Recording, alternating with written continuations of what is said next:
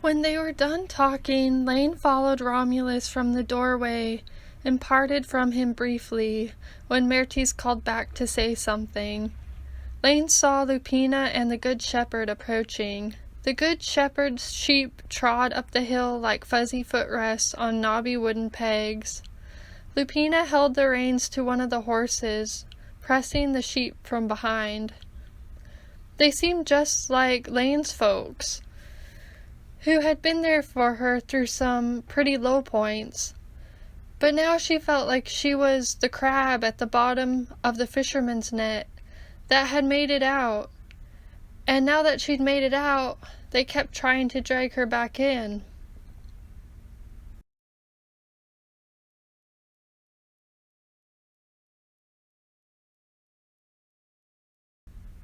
How had they found them there, Laine wondered.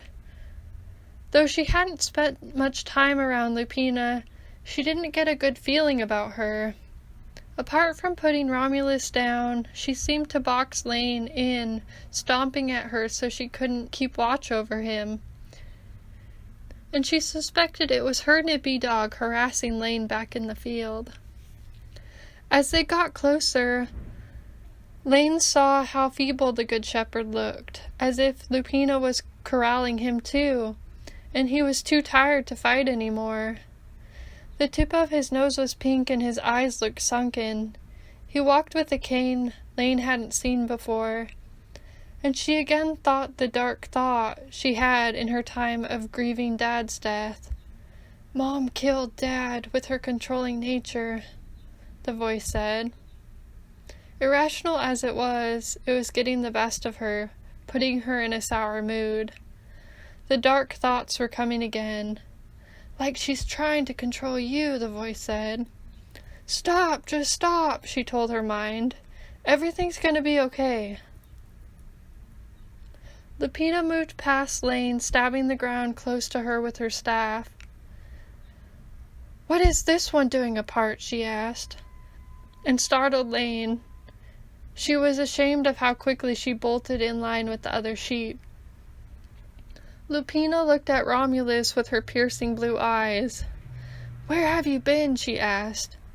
"You know how much work there is to do? What, have you something better to do?" "He's okay, he's just doing his thing," the Good Shepherd said. It was like when Laine straightened the kinks in her hair and Mom said she shouldn't do it, but Dad said it looked nice. "It's fine," Romulus said. "I'll help." And Laine understood that continuing to live life the way one's always known is easier and far less scary than stepping into the unknown. Laine bleated behind the other sheep, looking for Romulus in the lost maze of tails and wool, and when she couldn't see her way out, she accepted her place, head lowered. During the long walk home, Romulus's writing stayed in Laine's mind, and the fire of his potential was not easily put out. She thought of what she read on his writing before they'd gone to town that day. It was a strange script she could not decipher at first. She sniffed at it and tried to fight the urge to bite into it. When her eyes became adjusted to the strange letters, as if by magic, she began to read. It was as though it were all the languages she'd studied along her journey, impartially, finally opening a way, such as when she began to study Italian. But this was not Italian, was it?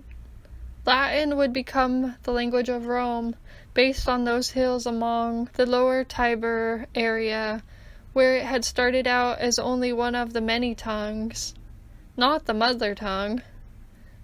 She realized just how wonderful it was to be at the cusp of when one of the oldest languages was recorded, when petroglyphs transformed into scrolls. Laine thought it would be very grand to have brought forward this mother tongue, but in reality it looked like a lot of trial and error. Romulus was only scratching at the surface, one voice in a million, yet his voice still mattered. The thing that most surprised her was how quiet he was about all of it. The secrecy of his underlying growth seemed to continue even into the next phase of his life, where he couldn't tell anyone about the goals he was working on, afraid of being discouraged and not seeing his mission through. Likewise, Laine still had to earn a living while working on being a writer.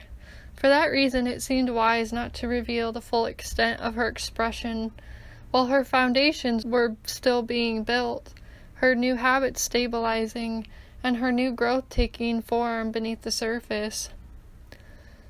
As she moved slowly into the unknown, it seemed like hard work and chaos, and yet the wholeness and fulfillment she felt in the process was beyond words. The way she saw herself begin to change, the pride of having come so far. But it was all happening on the inside, of course. She had a feeling it would come together in time. The outside would begin to match the inside. But for now, she was her most altruistic, fittest, and agile self. A woman disguised in a sheep's body. Was that so bad? And probably this was the most simple and purest time of her life, while working as a undercover operative towards her goals and getting closer and closer to Romulus each day. In his writing, Laine had seen the intricacy of Romulus's efforts where others might have only seen the delusions of a young man trying to escape reality. Why were people given imaginations if not to imagine a better life for themselves? She began to believe that creating one's desired reality was not a fanciful delusion, but a necessary tool. Romulus's descriptions of Rome were spiritual, idealistic, just like Laine's town of ease, which was an early story of hers. Like the statues he wrote about on one of the buildings, he said, "She soars heavenward, not helpless in the arms of angels, but borne up by the fullness of life inside her, and by the feeling that the universe is hers, that nothing can check her course. The angels seem to be there only to sing the victory of a human being over her environment." In another section he wrote, "The opulence of color, red is rich and glowing as oriental rubies, yellows of heavy beaten yolks, blues of lapis lazuli, the colors of her new life, compared to the reddish-brown brick with sparing terracotta and white stone that was the adopted ideal of poverty." Yes, that's it, Laine thought. They were moving away from poverty, but it wasn't just about material wealth. It was the wealth her ancestors had been trying to convey to her. True prosperity rested in the ability to build up from nothing.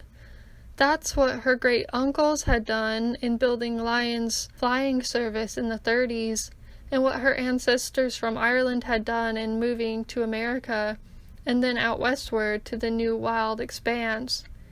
And it's what future generations would learn to do in order to keep the planet or expand into new regions of space. One can build anything, create anything from nothing.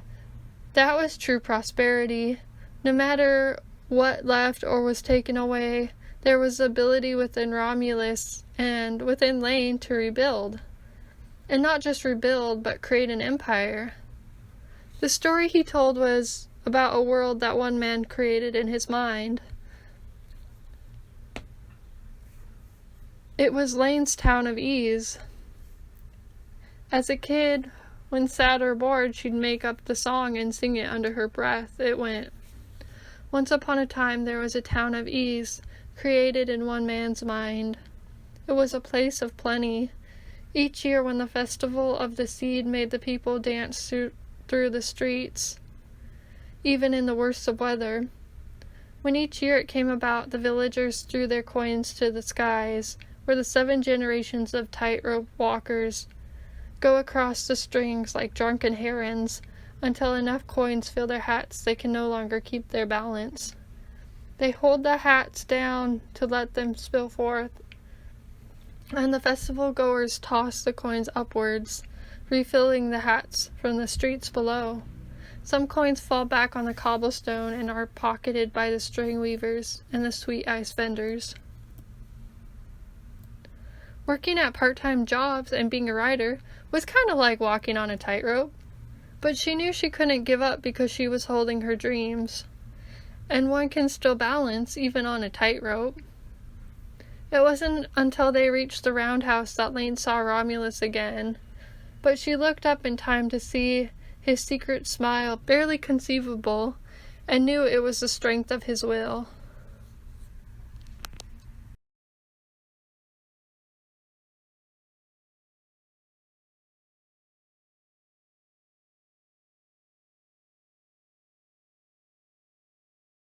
Thanks for watching my video, guys. I'll be back with another video next Wednesday. Until then, ciao!